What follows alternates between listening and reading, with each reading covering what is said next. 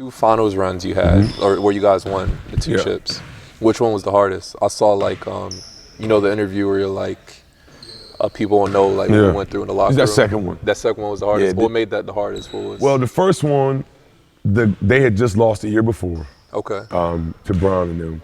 Yeah. And so,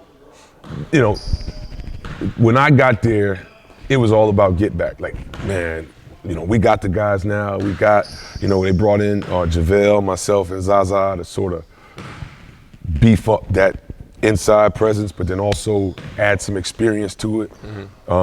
So, that year was just about coming together, really focusing on the task at hand.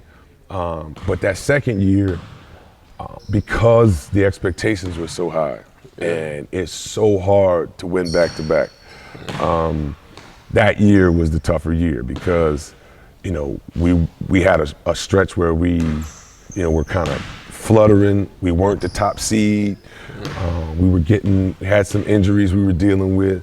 And then we just had some wild stuff happen throughout that season that you just don't expect to deal with. So, being able to, basically reorganize ourselves, refocus, and have a good playoff run, and seal it with a second ring was really a monumental task. Every night you're going to go in and everybody's going to play their best game.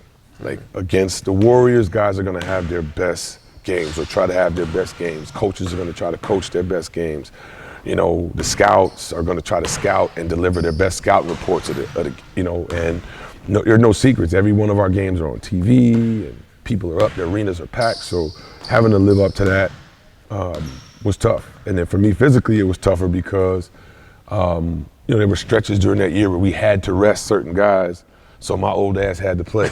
You know what I mean? Like there was certain stretches of that year where,